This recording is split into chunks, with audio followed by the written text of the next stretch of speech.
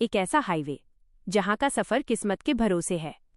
Kabrai Kanpur NH 34 highway पर हाल ही में हुई दर्दनाक दुर्घटनाओं ने एक बार फिर कोहराम मचा दिया है। हर दिन उजड़ती मांग और अपनों को खोने के गम में डूबी जनता का गुस्सा इस कदर भड़का कि नागरिकों को एक आपात महाबैठक बुलानी पड़ी। इस बैठक में चीख चीख कर जनता ने जो चेतावनियां दी हैं वो हिला देने वाली हैं। सुनिए पहले इस महाबैठक की वो गूंज। इस काम के लिए एक एक घर से माएं अपने बच्चों को भेजेंगी, बहनें अपने भाइयों को भेजेंगी और सुहागिन महिलाएं अपने सिंदूर को भेजेंगे इस कार्य के लिए, क्योंकि यह केवल एक व्यक्ति का कार्य नहीं है, ये पूरे जिले का कार्य है। यह कार्य हम पीढ़ियों के लिए कर रहे हैं। यानी हम निकल पड़े और कारवां बनता गया। इस मुहिम को लेकर हम चल पड़े हैं, हमारी पूरी टीम चल पड़ी है और साथ में लोग जुड़ते जा रहे हैं। और आप विश्वास करिए, सिर्फ हमीरपुर नहीं, महोबा से, कानपुर से भी लोगों के फोन आ रहे हैं कि ऐसी बैठक और इस आंदोलन में हम सब सहभागी होना चाहते हैं। तो एक जनता ने इस आंदोलन को खड़ा किया है और बड़े आंदोलन की ओर यह जनता का एक मूवमेंट बढ़ चला है। निश्चित रूप से हम सबको सफलता मिलेगी। मीटिंग इसलिए रखी गई है क्योंकि NH 34 खूनी हाईवे जो अपना है, इसको बनवाने के लिए लगातार प्रयास किया जा रहा है। कल सुमेरपुर में मीटिंग रखी गई थी ताकि लोगों को जागरूक किया जा सके और इस आंदोलन से लोगों को जोड़ा जा सके। और यह मीटिंग आज यहाँ पर इंगोटा में रखी गई है, कल मौदाहा में है, परसों हमीरपुर में है।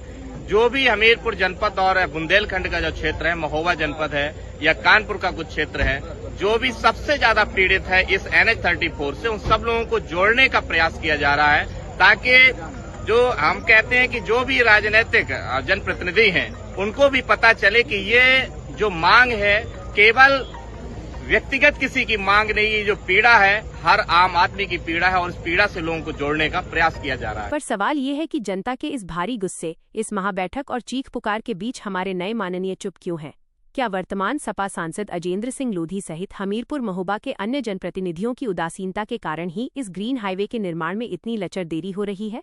लेकिन ठहरिए, कहानी में एक ऐसा मोड़ भी है जो आज के इन खामोश नेताओं को आईना दिखाएगा।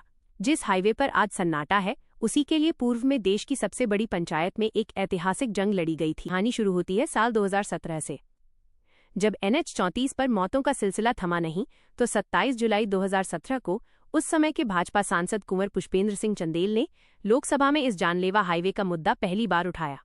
जब उन्होंने एक एक गांव से 30 से 40 नौजवानों की मौतों का जिक्र किया तो शुरुआत में संसद ने इसे अतिशयोक्ति माना।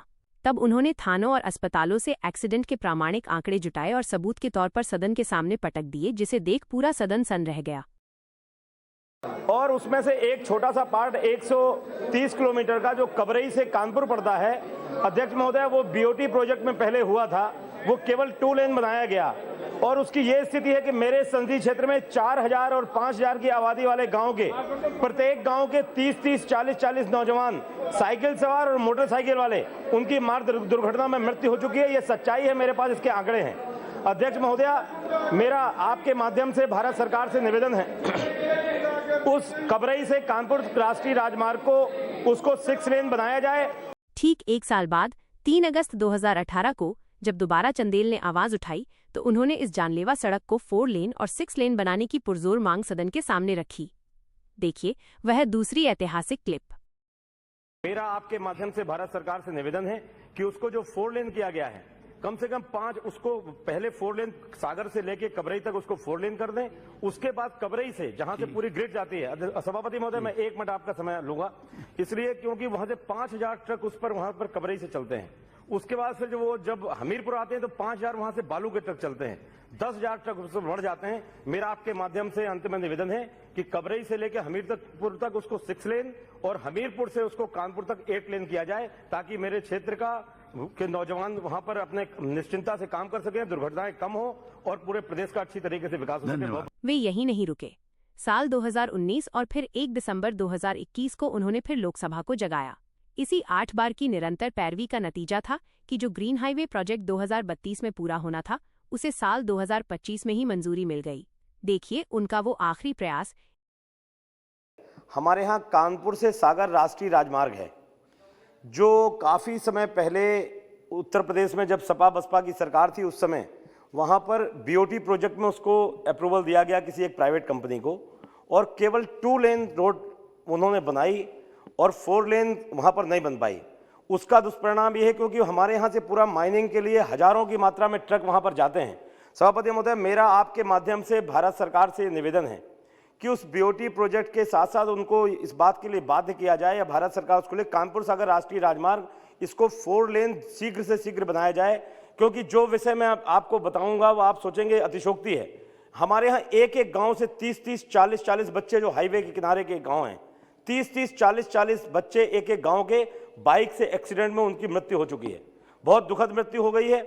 लोगों ने, उनके पेरेंट्स ने उनको नौकरी छुड़वा दी है। उनको कहा है कि आप सुरक्षित रहें जब तक 4 लेन ना बने, यहां से लोग चलना बंद करें। उसमें कानपुर से घाटमपुर, हमीरपुर, भरवा, सुमेरपुर, मौदहा, कबरई, महोबा पूरा। सभापति, मुझे मेरा आपके माध्यम से विशेष आग्रह है कि एक इसी के साथ मैं बात जोड़ना चाहूँ, यदि जब तक वो 4 लेन नहीं बन रहा है, हमारे यहाँ ट्रकों का जो आवागमन है उसको केवल रात में कर दिया जाए और ऐसी व्यवस्था बनाई जाए कि उनको, ट्रक वालों को भी दिक्कत ना हो और जो क्षेत्रवासी जो चलते हैं बाइक से और कार से, उनको दिन में कम से कम सुगमता से वो चल सके। बहुत बहुत धन्यवाद। चंद जी।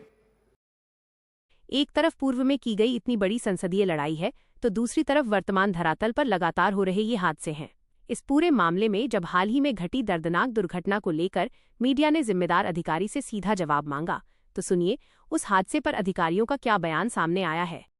जिसमें एक वैगनार गाड़ी और एक ट्रक की भिड़ंत हुई है। जो यहाँ पे सूचना एकत्रित की गई है उससे जानकारी हुई है कि वैगनार में 5 लोग थे जो किसी और जनपद से कानपुर जा रहे थे। ये सभी लोग कानपुर जिले के रहने वाले हैं और इनमें से आज हम CHC में भी मौजूद हैं और 4 की मृत्यु हो चुकी है और एक महिला को कानपुर हॉस्पिटल में रेफर किया गया है। ये सभी वयस्क लोग थे, इसमें से 3 पुरुष 2 महिलाएं थी। मृतक में 3 पुरुष और 1 महिला है। इन सभी के परिजनों को बताया गया है, सूचित किया गया है। वो अभी रास्ते में हैं, अभी आ रहे हैं। आइडेंटिफिकेशन के पश्चात इनका पोस्टमार्टम कराया जाएगा। विदित है एक थाना मौदा में जो है एक NH-34 पे एक हादसा हुआ है। इस संबंध में अवगत कराना है कि एक वैगनार गाड़ी थी जो एक ट्रक से जिसकी भिड़ंत हो गई थी। इसमें जो ट्रक वाला ड्राइवर है और जो ट्रक है वो दोनों को डिटेन कर लिया गया है और अग्रिम विधिक कार्रवाई भी की जा रही है। इसमें जो मृतक हैं उनके परिजनों को सूचित कर दिया गया है। जो हादसे की वजह बताई जा रही है, जो प्रथम दृष्टया जांच में बात सामने आ रही है, गाड़ी ओवरटेक करने के दौरान जो है ये हादसा हुआ है, परंतु सभी पहलुओं पर जांच किया जा रहा है। NH-34 पे भी जहाँ पे हादसा हुआ है उसका भी जो है निरीक्षण किया जाएगा, क्या वजह रही हादसे की, और जो है अलग अलग पहलू पे उस पर जाँच की जाएगी और अग्रिम विधिक कार्रवाई की जाएगी। अधिकारियों के बयानों और दावों के बीच द राष्ट्रोत्थान को सूत्रों के हवाले से एक बड़ी खबर मिली है। भले ही कुंवर पुष्पेंद्र सिंह चंदेल आज सांसद नहीं हैं, लेकिन पर्दे के पीछे से आज भी इस प्रोजेक्ट को धरातल पर जल्द से जल्द पूरा करवाने के लिए उनके प्रयास निरंतर जारी हैं। अब देखना यह है कि वर्तमान सांसद और सो रहा प्रशासन इस जानलेवा हाईवे को लेकर कब गंभीर होता है। इस पूरी रिपोर्ट पर अपनी राय कमेंट बॉक्स में जरूर लिखें। साथ ही इस खबर को इतना शेयर करें कि सो रहे जिम्मेदार जाग उठें।